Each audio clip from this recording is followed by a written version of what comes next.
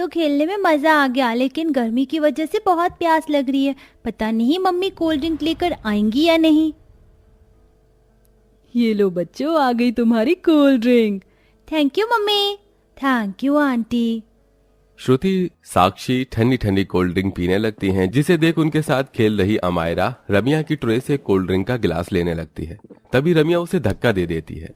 ये cold drink श्रुति और साक्षी के लिए है, तेरे लिए नहीं। लेकिन आंटी मुझे भी प्यास लग रही है और मुझे भी कोल्ड ड्रिंक पीनी है। ज्यादा कोल्ड ड्रिंक पीने का शौक है ना तो जाकर अपने शराबी पापा से बोल, समझी?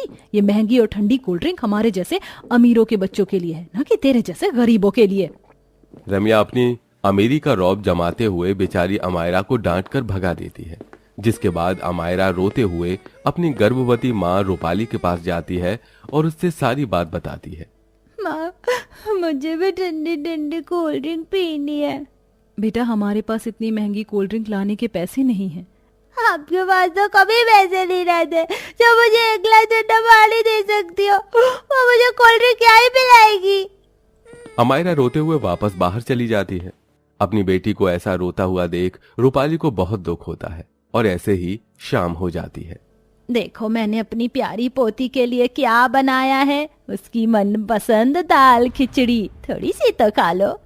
दादी, मुझे दाल खिचड़ी खानी है, लेकिन अगर मैं इसे खाऊंगी तो फिर मुझे प्यास लगेगी, और प्यास लगेगी तो मुझे ठंडा पानी पीना होगा। लेकिन हमारी घर में तो ठंडे पानी के लिए फ्रिज ही नहीं है, और इतनी गर्मी में मुझसे गर्म पानी नहीं पिया जाता।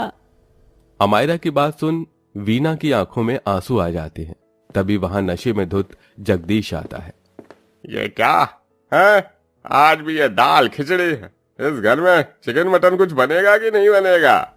यहाँ मैं अपनी पोती को एक गिलास ठंडा पानी तक नहीं पिला पा रही हूँ, और तुझे चिकन मटन खाना है। कितनी बार कहा है कि कुछ काम धंधा कर ले, थोड़े पैसे इकट्ठा करके एक फ्रिज लिया ताकि हम लोग ठंडा पानी तो पी लें, लेकिन तुझसे कुछ नहीं होगा।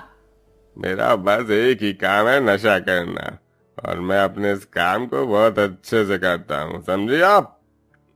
ये कहते हुए जगदीश नशे की हालत में बेहोश हो जाता है, जिसे देख वीना और रूपाली बहुत रोते हैं। बढ़ती गर्मी की वजह से घर में सबकी तबीयत खराब रहती थी, लेकिन इन सब में सबसे ज्यादा तबीयत रूपाली की खराब रहती थी। इतनी गर्मी में बिना ठंडी हवा, बिना ठंडे पानी और गर्भवती अवस्था में रूपाली का रहना काफी ज्यादा मुश्किल था। माँ जी, बहुत बेचैनी हो रही है। बहू, मैं तुझे बाहर लेकर चलती हूँ। वीना रूपाली को उठाती है और उसे बाहर आंगन में ले जाती है। वीना के आंगन में ढेर सारी हरी हरी घास होती है, जिस पर वो पानी डालकर रूपाली को बिठा देती है।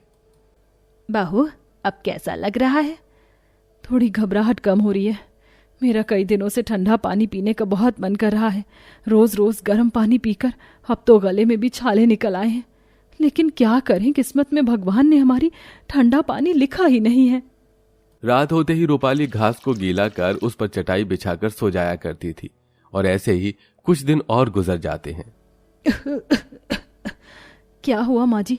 सुबह से देख रही हूँ आपकी खांसी है कि कमी नहीं हो रही? तबीयत तो ठीक है ना? पता नहीं, सुबह से सर घूम रहा है, लगता है लू लग गई है। वीना इतना बोल ही रही होती है कि तभी अचानक उसे चक्कर आ जाते हैं और वो बेहोश हो जाती है। माँ जी, माँ जी, उठिए ना। माँ जी, हे भगवान, ये माँ जी को क्या हो गया? रूपाली पानी लेने के लिए मटका खोलती है, लेकिन उसके अंदर एक बूंद भी पानी नहीं होता। पानी तो खत्म हो गया, अब क्या करूं? रूपाली को कुछ समझ नहीं आ रहा होता है कि वो क्या करे। तभी रूपाली को अंजलि की याद आती है।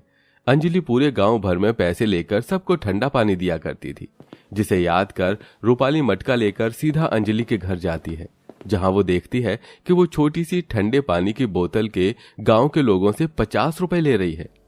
मुझे एक मटका पानी दे दो, मेरी सास बेहोश हो गई है। एक मटके पानी के तो पूरे 200 रुपए लगेंगे। अंजलि, मैं पैसे दे दूंगी, लेकिन फिलहाल मुझे ठंडे पानी की बहुत जरूरत है। मैं यहाँ कोई मुफ्त में लोगों को पानी नहीं देती। अगर पानी लेना है तो पैसे दो, वरना यहाँ से दफा हो जाओ। पैसे न होने की वजह से अंजलि रूपाली को ठंडा पानी नहीं देती, जिसके बाद रूपाली नदी से गर्म पानी लेकर जाने लगती है कि तभी रास्ते में उसे देवी माता का मंदिर दिखाई देता है। देवी मैया, मैंने तुझसे आज तक कुछ भी नहीं मांगा। तूने जो दिया मैं उसमें ही खुश थी, लेकिन आज मांग रही हूँ। मेरा परिवार इतना लाचार हो चुका है कि वो एक गिलास ठंडा पानी तक नहीं पी सकता। तू हमें ज्यादा कुछ नहीं, बस ठंडा पानी दे दे माँ। इतना कहकर रूपाली रोते हुए गर्म पानी लेकर ही घर जाती है और ऐसे ही कुछ दिन गुजर जाते हैं। अमायरा रोज की तरह बाहर खेल रही होती है। तभी वो देखती है कि शहर से कुछ लोग ठंडे पानी का टैंकर लेकर आए हैं, जो लोगों को ठंडा पानी दे रहे हैं। ये देख अमायरा रूपाली और वीना को इसके बारे में बताती है और वो लोग एक बोतल ठंडा पानी ले आते हैं। आखिरकार इतने दिनों बाद हम लोग थोड़ा ही सही लेकिन ठंडा पानी पिएंगे। वीना इतना बोली रही होती है कि तभी घर के बाहर से उसे एक आवाज आती है। इस घर में कोई है क्या? तभी लोग बाहर जाते हैं तो देखते हैं कि उनके घर के आंगन में एक छोटी सी बच्ची खड़ी है। मुझे ठंडा पानी पीना था, लेकिन जब मैं ठंडा पानी लेने गई तो वो खत्म हो गया। क्या आप लोगों के पास ठंडा पानी है? छोटी सी बच्ची को ठंडे पानी के लिए रोता देखकर रूपाली के दिल में ममता जाग जाती है, जिसके बाद रूपाली ठंडे पानी की बोतल उस बच्ची को दे देती है और वो बच्ची सारा पानी पी जाती है और वहां से चली जाती है। ऐसे ही शाम हो जाती है। अमायरा अपने घर के आंगन में लगे घास के ऊपर कूद कूद कर खेल रही थी कि तभी उसे एक आवाज आती है। हम पर इतनी तेज तेज मत कूदो, हमें दर्द हो रहा है। ये आवाज कहाँ से आई? नीचे देखो। अमायरा जैसे ही नीचे की तरफ देखती है तो कोई और नहीं बल्कि वो जिस घास पर खड़ी होती है वो घास उससे बात कर रही थी। ये देख अमायरा डर के मारे चिल्लाने लगती है। अमायरा के चिल्लाने की आवाज से रूपाली बाहर आ जाती है। क्या हुआ हमारा बेटा, तुम ऐसे चिल्ला क्यों रही हो? माँ देखो, ये घास मुझसे बात कर रही है। क्या ये घास? हाँ, हम बात कर सकते हैं। हे भगवान, ये क्या, ये घास तो बात कर रही है, लेकिन ये बात कैसे कर सकती है? तुमने जिस बच्ची को पानी पिलाया था वो बच्ची नहीं बल्कि देवी माता का रूप थी। जब उनके चरण हम पर पड़े तो हम सभी मामूली घास से जादुई घास बन गए। उनके आशीर्वाद की वजह से ये सब कुछ हुआ है। अब तुम हमारी मदद से जो चाहे वो बना सकती हो। तुम सच कह रही हो? इसका मतलब हम फ्रिज भी बना सकते हैं? क्यों नहीं? जादुई घास की बात सुन रूपाली और वीना बहुत खुश होते हैं, जिसके बाद अब वो लोग एक लकड़ी की मदद से फ्रिज का ढांचा तैयार करते हैं और उस पर उन जादुई घास को लगा देते हैं, जिसके लगते ही वो मामूली सा फ्रिज एक जादुई घास के फ्रिज में बदल जाता है। हेलो, मैं एक जादुई घास का फ्रिज हूँ। तुम लोग जो चाहो मैं तुम्हें दे सकता हूँ। तो तुम मुझे ठंडे ठंडे कोल्ड ड्रिंक देना और साथ में पेस्ट्री भी। ये लो। उस जादुई घास के फ्रिज के इतना बोलते ही उसके अंदर से सुनहरी रोशनी निकलती है और ढेर सारी पेस्ट्री और कोल्ड ड्रिंक आ जाती है। अरे वाह, इतनी सारी कोल्ड ड्रिंक और पेस्ट्री। अच्छा जादुई घास के फ्रिज, मुझे ना बर्गर और पिज्जा भी देना। मैंने सुना है खाने में वो बहुत टेस्टी होते हैं। अमायरा के इतना कहते ही घास के फ्रिज के अंदर से एक सुनहरी रोशनी निकलती है और देखते ही देखते उसके सामने ढेर सारे बर्गर और पिज्जा आ जाते हैं। जादुई घास के फ्रिज, हमें ये सब नहीं, हमें तो बस तुम ठंडा पानी दे दो। रूपाली के इतना बोलते ही वो जादुई घास का फ्रिज उन्हें ढेर सारी पानी की बोतल देता है। ठंडा पानी पीकर दोनों सास बहू को काफी सुकून मिलता है, जिसके बाद वो भी अपनी मनपसंद की चीजें जादुई घास के फ्रिज से मांग कर खाती हैं। बस जादुई घास के फ्रिज, आज तो मेरा इतनी सारी आइसक्रीम खाकर पेट भर गया। कल मैं फिर तुमसे कुछ और मांगूंगी। अंजलि एक छोटे से ठंडे पानी की बोतल के भी गांव वालों से इतने पैसे लेती है और बेचारे गांव वाले ठंडे पानी की आस में उसे पैसे दे भी देते हैं। इसलिए मैं सोच रही थी कि हम इस जादुई घास के फ्रिज की मदद से सभी गरीब लोगों को मुफ्त में ठंडा पानी दे। रूपाली बहू, ये तो तेरा बड़ा नेक ख्याल है। हम लोग बिल्कुल ऐसा ही करेंगे।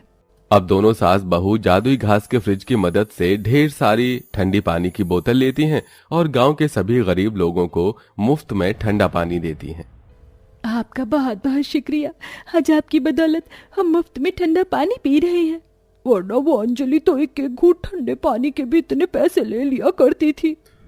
सभी गरीब लोगों को ठंडा पानी पिलाकर रूपाली और वीना को काफी सुकून मिलता है, जिसके बाद अब दोनों सास बहू ice cream, pastry, cold drink, cake और खाने पीने के सामान की दुकान खोल लेते हैं और अपने परिवार का गुजारा चलाते हैं। ये सब देख रूपाली का पति भी सुधर जाता है और वो भी अपनी बीवी का हाथ बटाता है।